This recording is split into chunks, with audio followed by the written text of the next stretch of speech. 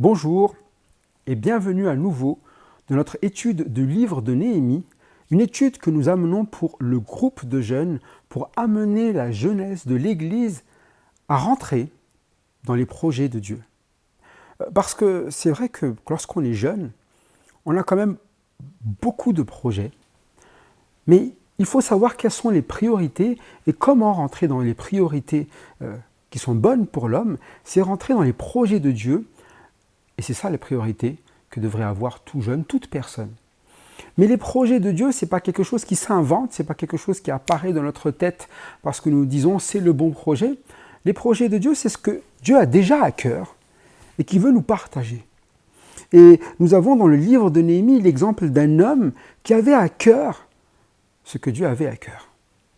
Prenez avec moi le premier chapitre de Néhémie justement pour redonner ce contexte.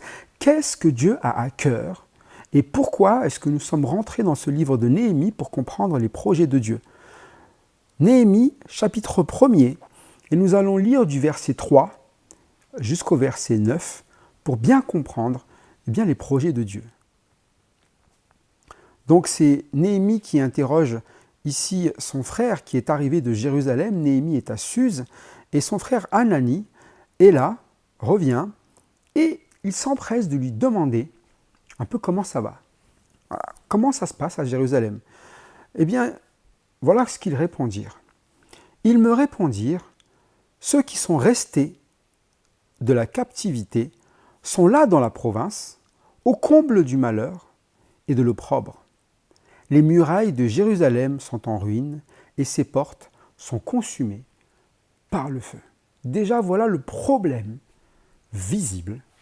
Il y a ceux qui sont restés de la captivité, donc ils sont dans la province là. Et ils sont dans quel état? Au comble du malheur. Ce n'est pas juste qu'ils sont dans le malheur, c'est qu'ils sont au comble du malheur. Donc on ne peut pas faire pire que le comble du malheur, le malheur du malheur.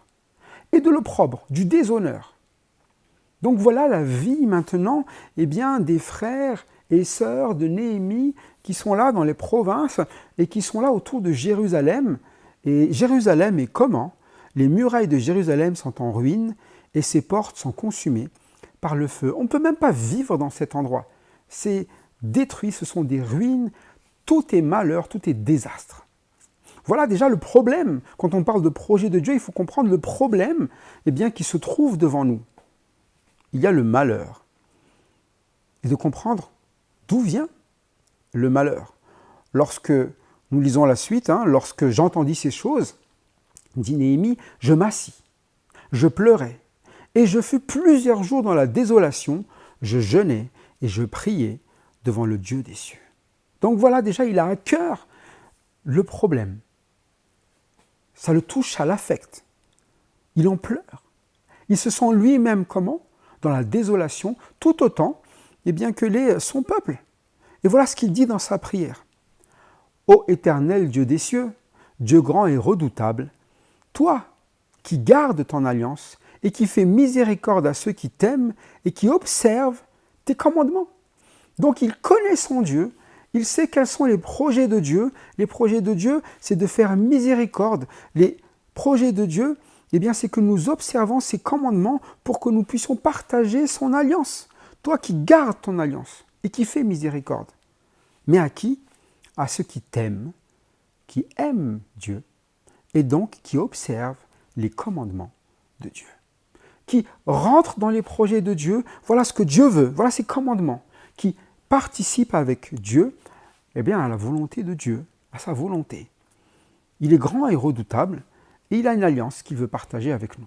Mais le problème, c'est que là, l'alliance, ce n'est pas l'opprobre, ce n'est pas le déshonneur, ce n'est pas la destruction. Mais pourquoi est-ce qu'ils en sont là?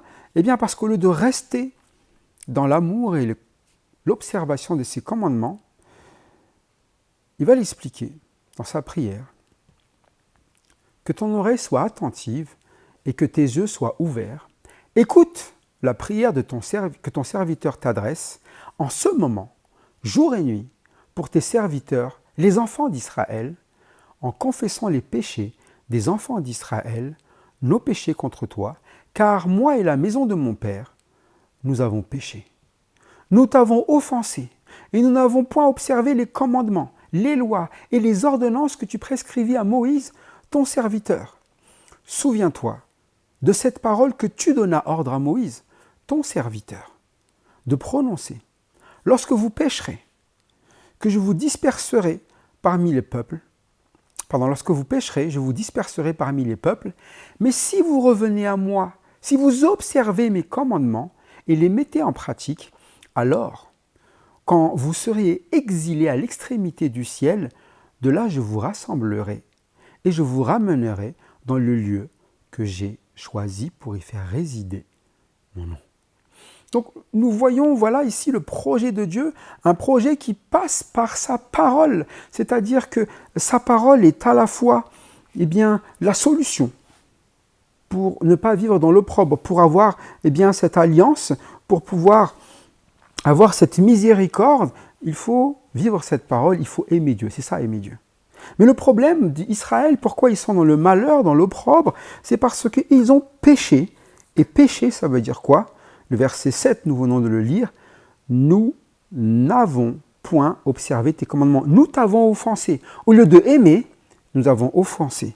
Au lieu d'observer, nous n'avons point observé ces commandements. Les commandements qu'il a donnés à Israël par Moïse. Donc déjà, nous comprenons, le contexte, qu'est-ce que c'est que des projets de Dieu? C'est le projet qui n'est pas un projet qui nous met dans le malheur, mais qui nous met dans l'alliance de Dieu, qui nous permet de vivre une vie avec Dieu, grand, redoutable, celui qui nous garde, nous protège. Voilà ce que c'est que le projet de Dieu. Ce n'est pas un projet de malheur, mais comme il l'explique, c'est un projet où, s'ils reviennent en observant les commandements, donc qu'ils n'offensent plus Dieu, mais qu'ils reviennent, qu'ils demandent pardon donc pour ses offenses, et qu'ils mettent en pratique le commandement, c'est ce que dit le verset 9, alors quand nous serions même exilés à l'extrémité du ciel, il nous rassemblerait dans le lieu qu'il a choisi pour faire résider son nom. Voilà l'alliance d'Israël avec Dieu. Ils vont revenir à Jérusalem, combien même ils sont exilés jusque aux extrémités du ciel. Donc Dieu veut rassembler son peuple pour que son peuple puisse quoi ici? Puisse le louer et partager cette vie avec lui, cette alliance, un Dieu grand et redoutable qui va les protéger. Comment? Il faut revenir à la parole de Dieu. Donc nous avons la solution et nous avons le problème qui a été annoncé, la raison du problème, c'est la parole qui n'a pas été observée, la solution, c'est donc de revenir dans ces paroles. Et pour cela, Néhémie va donc arriver à Jérusalem de Suse, et puis il va arriver avec la main de Dieu qui est sur lui, voilà ce qui va être dit, et il va d'abord commencer par rebâtir les murailles pour ramener la protection dans les murs d'Israël. Et lorsque tout a été fini, tout a été mis en place pour que le culte puisse revenir. Le culte que Dieu demande, tout simplement, à un peuple qui va pouvoir à nouveau se réunir autour des commandements de Dieu. Et c'est ce que nous lisons au chapitre 8. Nous avons lu déjà le premier verset jusqu'au verset 3. Mais nous pouvons relire le premier verset et nous allons lire jusqu'au verset 9 pour reprendre le contexte. Comment est-ce que le problème est résolu? En vivant dans les projets de Dieu. Le projet de Dieu qui est un projet de paix et qui passe par sa parole. Voilà pourquoi nous voyons ici au chapitre 8, les murailles sont rebâties et il est temps maintenant de redonner sa place à ce qui nous donne vraiment de vivre les projets de Dieu. On va lire chapitre 8, verset 1er, jusqu'au verset 9.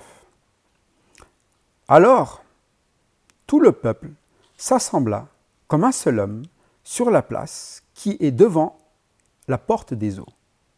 Ils dirent à Esdras, le scribe, d'apporter le livre de la loi de Moïse, prescrite par l'Éternel à Israël.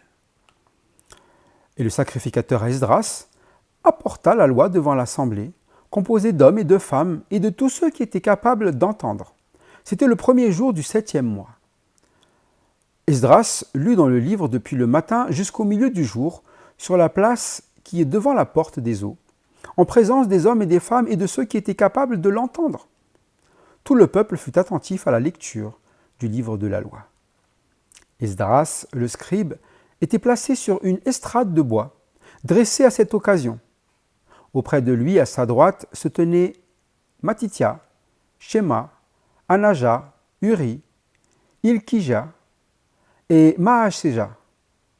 Et à sa gauche, Pédaja, Michaël, Malkija, Hashum, Ashbadana, Zacharie et Meshulam. Esdras ouvrit le livre à la vue de tout le peuple, car il était élevé au-dessus de tout le peuple, et lorsqu'il eut ouvert, tout le peuple se tint en place. Esdras bénit l'Éternel, le grand Dieu, et tout le peuple répondit en levant les mains, « Amen, Amen !» Et ils s'inclinèrent et adorèrent l'Éternel, le visage contre terre. Josué, Bani, Chérébia, Jamin, Akub, Shabbethai, Odija, Maaseja, Kélita, Azaria, Josabad, Hanan, Pélaja, et les Lévites expliquaient la loi au peuple, et chacun restait à sa place. Ils lisaient distinctement dans le livre de la loi de Dieu, et ils en donnaient le sens pour faire comprendre ce qui avait été lu. Néhémie, le gouverneur, Esdras, le sacrificateur et le scribe, et les Lévites qui enseignaient le peuple, dirent à tout le peuple, « Ce jour est consacré à l'Éternel, votre Dieu. Ne soyez pas dans la désolation et dans les larmes, car tout le peuple pleurait en entendant les paroles de la loi. » Voilà un passage qui est touchant et qui est vraiment ce que nous aimerions vivre tout simplement dans le peuple de Dieu. Un retour à ce qui est vraiment utile dans la vie avec Dieu. Ce qui est primordial, ce qui est le cœur d'une vie avec Dieu. Là où le nom de Dieu est aimé. C'est quand nous commençons à écouter vraiment ce que Dieu veut. À comprendre la volonté de Dieu, mais vous ne pouvez pas comprendre la volonté de Dieu, le projet de Dieu, si vous n'y entrez pas et vous ne dites pas à Dieu, dis-moi ce que je dois faire. Vous avez dans un projet, vous avez un chef de projet. Le chef de projet, il assigne les tâches aux différentes personnes. Et c'est Dieu qui va assigner ici des tâches, des rôles. Il y a des Lévites, il y a des chantres qui avaient été mis en place, il y avait les portiers, les gens du peuple, chacun à sa place. Et ici, il fallait remettre en place ce qui va pouvoir déjà régler le problème du malheur et de l'opprobre. Ce qui a causé une vie dans le péché, l'abandon, on va dire, de l'Éternel, c'est que nous avons offensé Dieu et nous n'avons pas observé ses commandements. C'est ce que nous avons vu au début. Alors ils ont mis quoi en place? Nous avons vu la dernière fois, c'est tout le peuple qui s'assemble comme un seul homme et qui appelle Esdras à sa place. Esdras, ta place, c'est de lire la loi de Moïse, celle qu'il a prescrite à Israël. Voilà ce que Israël a besoin d'entendre pour pouvoir quoi? Être dans la volonté de Dieu. Et pour nous de comprendre, est-ce que nous remettons ce qui est important à sa place? Est-ce que nous voulons remettre la parole de Dieu à sa place? Et être à l'écoute de la parole de Dieu, pourquoi? Pour tout simplement être dans la volonté de Dieu. Ce n'est pas la loi de Moïse que nous allons remettre en place, nous ne sommes pas Israël, nous allons mettre la loi de Christ parce que nous sommes chrétiens. Et les chrétiens se doivent d'être à l'écoute de la parole de Christ. C'est pour ça que lorsque nous ouvrons la Bible, nous écoutons ce que le Seigneur Jésus-Christ a à nous dire dans notre vie. Mais c'est à nous d'appeler. Viens dans ma vie. Viens là, au milieu, et dis-moi, lis-moi ce livre, qui est le livre de la loi, ta loi. Quelle est ta loi? Nous connaissons la loi de Christ, c'est que vous vous aimiez les uns les autres. Et quels sont tes commandements pour le mettre en pratique? Il va dire aussi ses commandements, notre Seigneur. Il a parlé de quoi? Du pardon, supportez-vous les uns les autres. Si quelqu'un a sujet de se plaindre, et puis quoi encore? N'abandonnez pas votre assemblée, il y a beaucoup, ne vous inquiétez de rien, que votre joie soit connue de tous, que votre douceur soit connue de tous, soyez toujours joyeux, réjouissez-vous. Voilà des commandements que le Seigneur donne pour que nous puissions appliquer son commandement, sa loi, que nous nous aimions les uns les autres. Mais cette loi, c'est la loi aussi du Père. Le Père demande à Israël qu'ils aiment Dieu et qu'ils aiment leur prochain. Mais il va donner pour Israël, pour que ça soit vécu, des lois, beaucoup de lois. Parce que si on devait s'attendre à ce qu'ils s'aiment, ce n'est pas possible. Donc il fallait faire attention les uns aux autres et la loi d'Israël permettait à ce qu'ils aient un culte qui soit correct, qu'ils aient des relations les uns les autres qui soient correctes. Ça dans la ville d'Israël. Voilà pourquoi on a besoin d'entendre ici la loi de Moïse dans Jérusalem, que Jérusalem soit de nouveau la Jérusalem que l'Éternel a demandé. Et c'est pareil dans notre vie, en tant que chrétien, Dieu nous a donné son Messie. Il a donné Jésus-Christ pour que notre vie soit bien conforme à la vie du Père. Nous devons avoir la vie du Fils et nous devons écouter la parole du Fils. Ici, ce peuple vient écouter dans l'assemblée la loi de Moïse pour Israël. Et tous, venez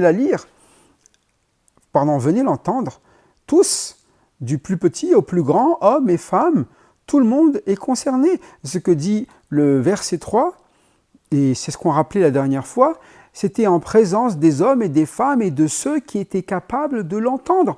Hommes, femmes et tous ceux capables de l'entendre. Donc ce n'est pas de choisir, lui peut-être qu'il peut venir pour écouter, lui pas trop, lui ça va être compliqué pour lui de comprendre, non, c'est tout le monde qui doit venir, comme un seul homme. Et voilà comment ils agissent tous, tout le peuple, tout le monde, fut attentif à la lecture de la loi.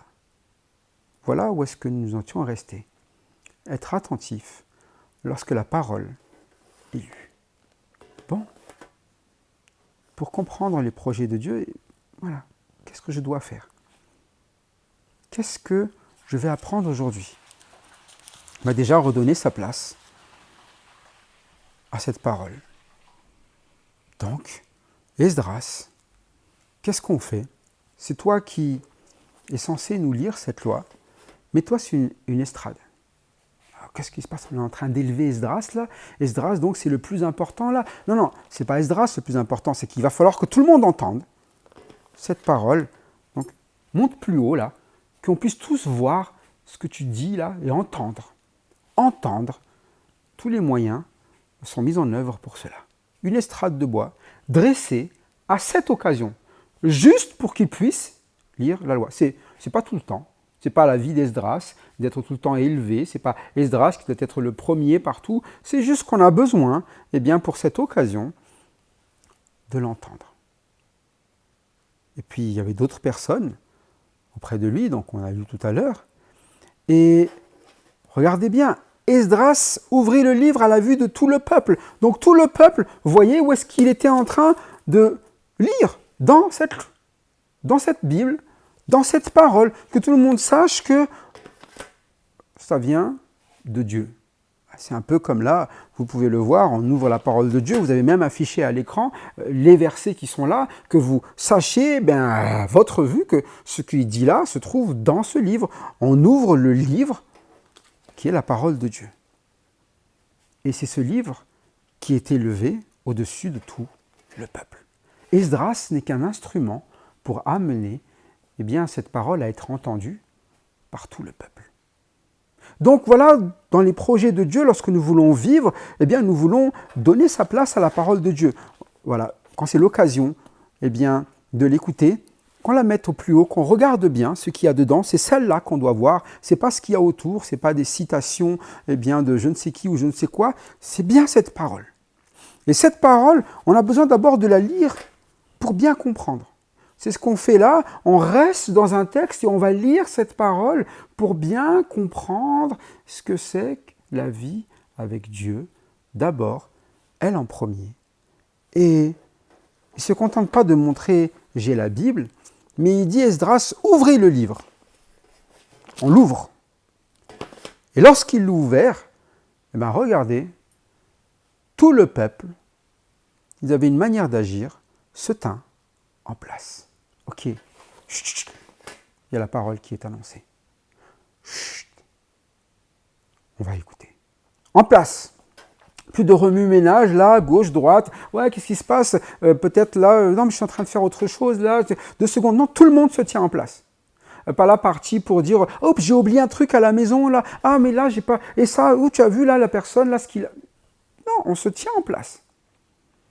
C'est ça, être bien déjà dans un projet, il faut le comprendre. Et on ne peut pas comprendre quelque chose si on fait 10 000 choses à la fois. On a besoin de rester concentré sur l'essentiel d'abord, écouter l'instruction avant de commencer à faire autre chose. Et là, c'est le moment, une occasion spéciale. La parole, lorsque vous prenez et que vous venez la lire, lorsque vous l'élevez, on va écouter. Qu'est-ce qu'elle nous dit? Alors, Esdras, il va commencer, lorsqu'il lit ce livre, eh bien par bénir l'Éternel. Esdras bénit l'Éternel. Vous voyez? C'est une bénédiction. Merci Seigneur pour ta parole. Donc déjà, lorsque vous avez cette parole, quand vous l'entendez, vous voyez déjà cela comme une bénédiction. Une bénédiction, eh bien, pour votre vie. C'est pas quelque chose, on est là en train de dire, il va falloir encore écouter là Esdras qui va lire cette parole-là.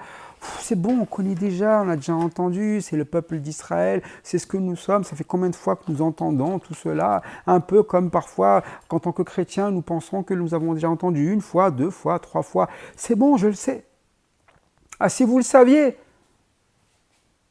qu'est-ce que vous faites dans le malheur et l'opprobre? C'était pas ça le projet de Dieu? Qu'est-ce que vous faites là, eh bien, en train d'être asservis aux alentours alors que vous êtes le peuple d'Israël et que vous avez un Dieu grand et redoutable? C'est bien parce que vous vous êtes détournés de cette parole. C'est ce que disait Néhémie, nous t'avons offensé. Et ce n'est pas parce que nous avons déjà entendu que nous le faisons. Et c'est pour ça que cette parole, elle a besoin de nous dire vraiment qu'est-ce que l'on doit faire. C'est pour ça qu'elle est lue et que le peuple se rassemble. Il se rappelle de cela. Et lorsque Esdras bénit l'Éternel, leur grand Dieu, tout le peuple, ensemble, ceux qui étaient attentifs, ils ont tous entendu, ils ont tous compris. Tout le peuple répondit en levant les mains, « Amen, Amen !» C'est ça, c'est ce qu'on veut vivre, c'est ça qui est vraiment la vérité. On veut vivre cette loi pour Israël. Et ils s'inclinèrent et adorèrent l'Éternel, le visage contre terre. Vraiment, voilà, c'est notre Dieu, le grand Dieu. Il nous a dit exactement ce dont on avait besoin d'entendre et nous voulons vivre cela. Pourquoi ça s'est passé comme ça? Eh bien parce qu'ils étaient là, c'est eux qui ont demandé, ils étaient là en place. Dis-moi. Maintenant, ok, je sais. Maintenant que Dieu a parlé, on bénit Dieu. Et puis on dit Amen. Amen, Amen même. 2 fois, je vais le faire. Je vais maintenant mettre cette parole en priorité dans ma vie, puisque c'est ce que j'entends aujourd'hui, le matin, le soir. Je la lis, je la médite, je m'accroche à elle dans tout ce que je fais dans ma vie. Je veux rester dans les projets de Dieu. Je ne veux pas partager une vie d'opprobre, de déshonneur, de honte. Je veux partager l'alliance, eh bien, de mon Dieu. Une alliance, déjà de paix avec lui, mais une alliance où il prend soin de moi, et moi je l'aime, j'obéis à ses commandements. Voilà notre vie ensemble. Quelle est votre vie avec Dieu? Quels sont les projets que vous faites avec Dieu? Est-ce que vous êtes dans les projets de Dieu, ou vous avez vos projets, et Dieu a ses projets, et chacun pour soi? Mais le projet de Dieu, déjà, c'est de restaurer son peuple. Si vous êtes du peuple de Dieu, si vous êtes des enfants de Dieu, si vous êtes du peuple de Christ, Dieu vous restaure en Jésus-Christ. Il renouvelle bien, votre âme en Jésus-Christ. Il purifie votre vie en Jésus-Christ. Il purifie votre âme. C'est ça la vie en Jésus-Christ.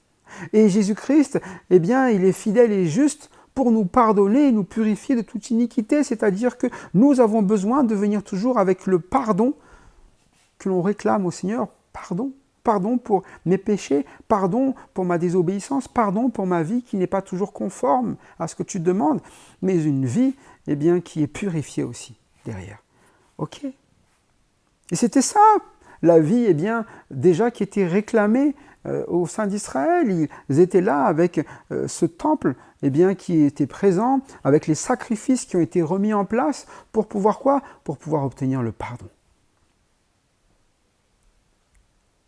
Mais le pardon maintenant, ils l'ont par le sacrifice, mais ils ont besoin que cette parole purifie leur vie, change, transforme leur manière de penser pour qu'ils fassent ce que Dieu désire. C'est ce que nous voulons aussi. Et l'opprobre, c'est cela, c'est de ne pas vivre la parole de Dieu. La bonne nouvelle, c'est de la vivre. Voilà pourquoi ils bénissent l'Éternel. Enfin, la solution au problème d'Israël. Israël qui est un pays en ruine, détruit. Là, maintenant, les murailles se sont relevées parce qu'un homme a commencé par quoi? Dire j'y vais. Un autre homme ensuite a suivi. Esdras, il est parti. Avant, il y avait eu Zorobabel. Là, il y a Esdras, Néhémie. Ils sont partis. Ce sont des hommes qui ont cru et qui ont amené le peuple à quoi? À se lever. Ici, Esdras amène le peuple à lever les mains et dire Amen. Juste par ces paroles qu'il est en train de lire. Et tout le peuple, visage contre terre, sont reconnaissants de voir Dieu qui agit dans leur vie déjà, qui se fait connaître à eux. Mais il ne s'agit pas juste de lire. Il y a ici des personnes qui sont là, et les Lévites principalement, qui expliquaient la loi au peuple. C'est vrai que l'on lit, c'est bien de lire, mais il y a des personnes que Dieu a choisies tout simplement pour amener une explication. Et les Lévites et ces personnes-là, c'était leur ministère. Les Lévites, c'était eux qui étaient chargés du sacrifice, et là, ils sont chargés de quoi? D'expliquer la loi au peuple. Le peuple, il a un rôle, c'est de rester à sa place pour écouter quoi? L'explication. De ne pas s'écarter de là, dire « Ah non, moi je vais faire autre chose. Ah non, non. » Le rôle du peuple, c'est d'abord d'être à l'écoute. Et c'est pareil, que ce soit un groupe de jeunes ou que ce soit tout autre groupe, il y a un moment où on doit toujours être assis, à sa place, pour écouter. Même moi qui enseigne aujourd'hui, ce n'est pas toujours moi qui enseigne, et quand ce n'est pas moi qui enseigne, il faut bien que je m'assieds et que je reste aussi à la place. Je fais partie du peuple aussi.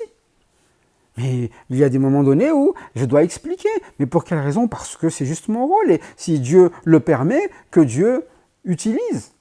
Comme Esdras qui est utilisé, comme Néhémie ici qui est utilisé, mais pour le bien de qui? Du peuple. Et c'est ce qui se passe. Vous avez aussi Josué, Bani, Chérébia, Jamin, tout ça, les Lévites, qui viennent expliquer la loi au peuple. C'était leur ministère. De comprendre aussi pour nous que nous avons besoin que la parole soit expliquée. Parfois, j'entends toujours des gens dire « Quoi, mais lis ta Bible, c'est bien, lis. » Mais il y a aussi besoin d'explications. Vous vous rappelez, ce ministre-là éthiopien qui était sur son char, il dit à Philippe, quand Philippe lui demande « Est-ce que tu comprends ce que tu lis ?» Mais comment je pourrais comprendre si personne ne m'explique? Et souvent, les gens, ils n'osent pas demander, ou alors les gens, ils disent « Bon, c'est bon, je comprends déjà tout. » Et puis, ils disent « Bon, là, je ne demande pas. » Et puis, parfois, il y a des choses bizarres. Mais parce qu'il y a des choses qu'on ne peut pas savoir, mais il y a des personnes, souvent on l'appelle des anciens, c'est-à-dire que ça fait longtemps déjà qu'ils sont dans la foi, mais en plus, c'est-à-dire qu'ils ont longtemps vécu des choses avec le Seigneur qu'ils vont pouvoir restituer. Mais ici, il y a même le ministère que Dieu a donné tout simplement. Et quand Dieu donne un ministère, il donne aussi le don qui va avec. Si quelqu'un est appelé à un ministère, Dieu l'équipe pour ce ministère. Et c'est à nous de prier pour que le don grandisse dans la vie des ministères de chacun. Mais d'abord, nous devons apprendre pour que ça grandisse, à s'asseoir aussi, à écouter. Il y a un temps pour écouter. Il y a un temps pour parler. Pour eux, en tout cas, c'est le temps de parler. Et pour le peuple, c'est le temps d'écouter. Et voilà comment ils faisaient. Ils lisaient distinctement dans le livre de la loi de Dieu. Et ils en donnaient le sens pour faire comprendre ce qu'ils avaient lu. Vous voyez, ils prennent, ils lisent, voilà, chapitre 8, on va lire.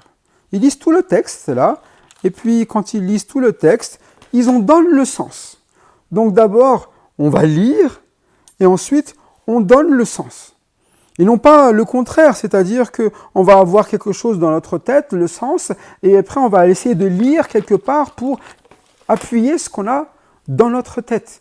Vraiment, voilà un enseignement qui est biblique et qui est ramené, c'est-à-dire que d'abord la Bible, on la lit. D'abord, on la parcourt. C'est ce qu'ils ont fait avec Esdras. Et puis après, c'est expliqué. Et comment ? D'abord, on lit distinctement dans le livre. Voilà. Que ce soit bien clair, ce qui est dedans. Distinct.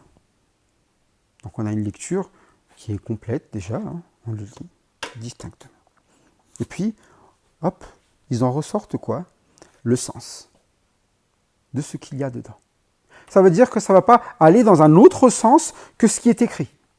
Quand on va vivre les projets de Dieu, c'est pas j'ai mes projets et puis je vais voir dans la Bible comment ça va coller avec mes projets. Non, c'est je lis la parole et ce que la parole va ramener, voilà ce que vont être mes projets. Vivre les projets de Dieu. Mais souvent, l'erreur que l'on a lorsqu'on est jeune, souvent dans la foi ou quand nous n'avons pas l'habitude de laisser la parole agir, c'est que nous avons nos projets déjà planifiés. Et nous allons prendre le texte qui va acquiescer nos projets. Retenez bien comment ils font. Ils lisent d'abord. D'accord. Qu'est-ce que je dois faire ? Et puis, lorsqu'ils lisent, c'est très distinctement. D'accord. Donc, je dois bien comprendre, bien facile à comprendre, et j'en donne le sens. Et lorsqu'il y a le sens, eh bien, on comprend ce qu'on a lu. On ne comprend pas autre chose que ce qu'on a lu. On n'a pas besoin, eh bien, après, d'essayer de réfléchir à l'explication, comment est-ce que c'est... Non, on le relit. Il dit oui, je comprends ce que j'ai lu maintenant. Voilà, je comprends maintenant ce qui est écrit là-dedans. Je comprends ce texte qu'il veut dire, tout ce passage dans Néhémie, pourquoi est-ce qu'il nous l'a mis là ? Je comprends, je sais maintenant ce que Dieu veut. Voilà le sens des choses, voilà ce que c'est que vivre les projets de Dieu. On veut vivre tel que Dieu le demande. Et lorsqu'ils le lisent, eh bien, Néhémie, qui n'est pas un enseignant, mais qui est gouverneur, Esdras, qui est là pour lire la parole, et Lévite, eh bien, qui enseigne, ils vont tous dire quelque chose. Donc, il y en a un, il est là pour diriger, c'est Néhémie. L'autre est là pour lire, c'est Esdras. Et les Lévites sont là pour expliquer. Donc tout le monde eh bien, a eu son rôle autour de cette parole. Donc Néhémie qui va dire voilà, on y va. Esdras qui va rappeler en lisant distinctement au haut toute cette parole. Et les Lévites qui vont aller expliquer à chacun. Et maintenant ils vont dire voilà ce que signifie eh bien, tout cela là. Ce jour, voilà peuple, ce jour est consacré à l'Éternel. Voilà un jour que l'on consacre à l'Éternel. C'est un jour où la parole de Dieu est présente. Où la parole de Dieu eh bien, va décider pour nous. C'est ça, consacrer à l'Éternel sa journée. Laisser la parole diriger notre vie jour après jour.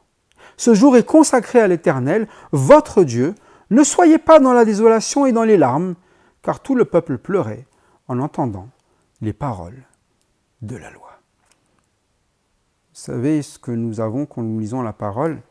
Eh bien, c'est vrai que ça devrait être de la joie normalement, hein, c'est des projets de paix. Donc on doit se dire, voilà, c'est toujours de se réjouir, c'est ce que nous dit la Bible, et c'est ce qu'il dit à ce peuple. Hein. C'est plutôt un jour de réjouissance. Lorsque vous lisez la Bible, eh bien, c'est quelque chose qui devrait vous enchanter. Maintenant, nous avons la solution à notre problème. Mais il pleurait de désolation et de larmes. Là, vous avez ces larmes. Eh bien, parce que ces paroles de la loi, parfois, elles nous touchent parce que nous ne sommes pas du tout dans cette manière de vivre.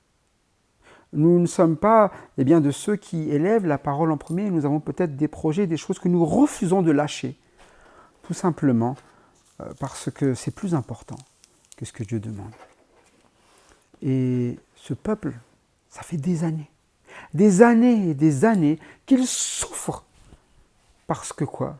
Parce qu'ils ont laissé et mis de côté ces paroles. Ils n'ont pas observé les commandements, ils n'ont pas aimé Dieu. Et là, ils voient cette parole, l'amour de Dieu qui est toujours constant pour ce peuple et qui dit à ce peuple quoi? Je vous rassemblerai. Et là, ils sont vraiment rassemblés et son nom réside au milieu d'eux. Voilà une journée consacrée, sa parole est là. Ils revivent. Ils disent quand vous dit parfois je revis. C'était dur pendant un temps, mais là je revis. Et là, cette parole, ils pleurent parce qu'ils enfin on revit. C'était dur sans elle. Mais c'est pour ça que ce n'est pas un jour de désolation ni de larmes, c'est un jour de joie. Nous avons de nouveau la parole qui est au milieu de nous. Et est-ce que vous êtes dans la joie lorsque vous allez pour être à l'écoute de la parole? Et est-ce que vous vous dites, vous vous présentez avec joie, je veux encore l'entendre, j'ai soif, même si ça provoque des afflictions, parce qu'il va nous rappeler que quelque chose ne va pas dans notre vie. Et c'est ça le projet de Dieu, c'est que ça a l'air d'être une affliction au début parce qu'il nous rappelle que nous sommes pécheurs, que nous l'avons abandonné, que nous n'avons pas suivi ses commandements. Mais à la fois, ses paroles nous disent maintenant, regarde, je te ramène par ces mêmes commandements que tu as rejetés. Si vraiment nous avons compris le projet de Dieu, eh bien déjà dans ce groupe, nous devrions être toujours prêts à être à l'écoute de la parole, la mettre à son niveau, au plus haut, en priorité.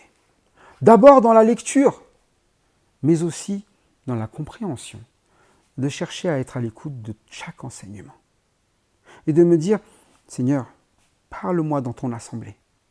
Parce qu'ils sont rassemblés là. Ils ne sont pas isolés, ils sont tous ensemble. Et donc de chercher à être ensemble pour écouter la parole. C'est d'abord ça la vie avec le Seigneur. C'est pour ça que lorsque vous avez là le groupe de jeunes, là, c'est d'être ensemble.